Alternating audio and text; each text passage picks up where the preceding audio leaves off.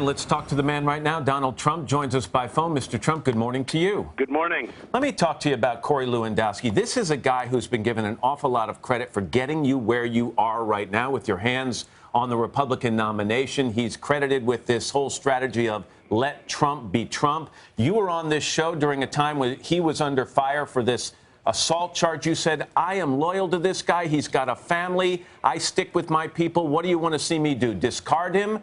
And now he's been discarded. Why? Well, I was loyal, and I still am loyal. He was excellent. He did a very good job. I spent much less money than anybody else. I mean, we should take that into a factor. And I beat everybody else. And, you know, that's a good thing. I would stand up at certain rallies. I'd say I spent far less than this one or that one. Yeah, but in terms of Corey Lewandowski, is this personal? Is this a political view or philosophy? Or did this boil down to something personal? It's been reported that your family members, including your daughter, did not want him in the campaign anymore. That's absolutely true. Ivanka has great respect for him, and so does my family. We like him. We had a great victory. Hey, Matt, I got more votes than anybody in the history of the Republican primaries. One second. You just said something. I want to make sure you know what you just said. You said that's absolutely true, that Ivanka didn't want him in the campaign. No. Well, what I said, I was reversing it. I said it's true that Ivanka really respects Corey, and it's absolutely true, and she likes Corey.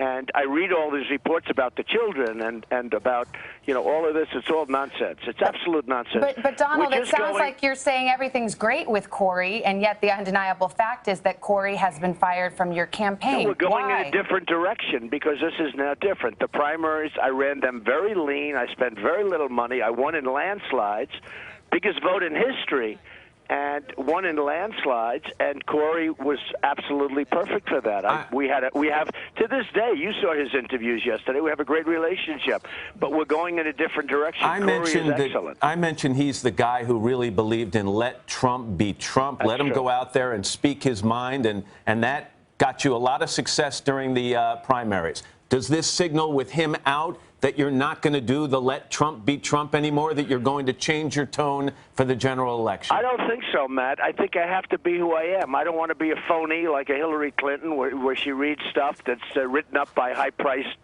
talent.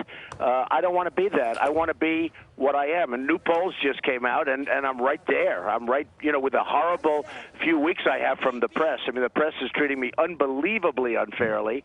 And with all of that bad press that I've had over the last couple of weeks, and it's, believe me, that's manufactured press, 100%. I've had days where there should have been good deals and good days, and the press comes out negatively.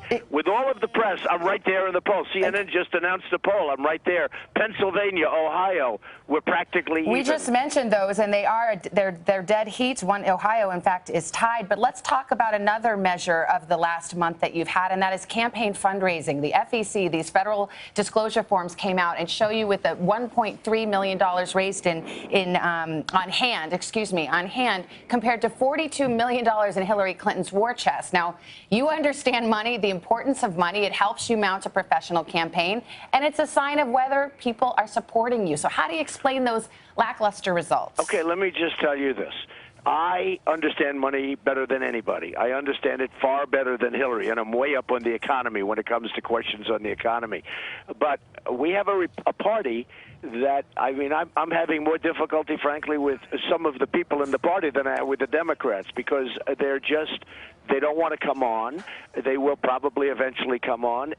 Honestly, if they don't, it's just fine. I can win it either way. I mean, I may be better off winning it the opposite way than the more traditional way. Can you win it if she raises 42 times what you have? I've raised a lot of money, but you also have to have some help from the party. But I've raised a lot of money. We raised $12 million this weekend. I was in Texas. I was in Arizona. I was in Las Vegas.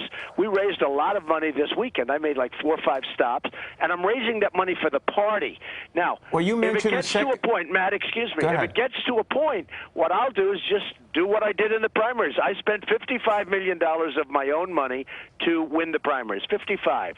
Now, you know, that's a lot of money. I mean, by even any standard. I may do that again in the general election. You just said you're having... Excuse me, Matt. I have a lot of cash, and I may do it again in the general election. But it would be nice to have some help from the party. Well, you just mentioned the party. So Paul Ryan, the Speaker of the House, after a lot of hemming and hawing, came out and said he would vote for you. Then on Sunday on Meet the Press, he sounded as if he was waffling a bit. He told delegates in the Republican Party that they should vote their conscience, which is not exactly saying get out there and vote for our nominee, who will be Donald Trump. You said famously a long time ago that he'll support you, and if you don't have his support, he'll have problems. Does he have problems now? Paul, first of all, he didn't say support me. He endorsed me. And so did Mitch McConnell endorse me. With that being said, I'd like to see great support. And if I don't have great support, I'll go a different route. Look, everyone said you could never get to 1,237 delegates. And you know that better than anybody. They said you can't get to 1,237 delegates because there's 17 people in the race. That's the primary reason. I ended up at 1,570 approximately. 1,570, way above the 1,237 that people said you couldn't get. Now new polls just come out, and despite the fact that I'm being treated horribly by the press, I'm practically even with Hillary Clinton, and she had the best 2 weeks of her life. All right, Donald Trump. Mr. Trump, we appreciate you on the phone this morning. Thank you very much. All right. Hello, Today fans. Thanks for checking out our YouTube channel. Subscribe by clicking that button down there and click on any of the videos over here to watch the latest interviews, show highlights, and digital exclusives.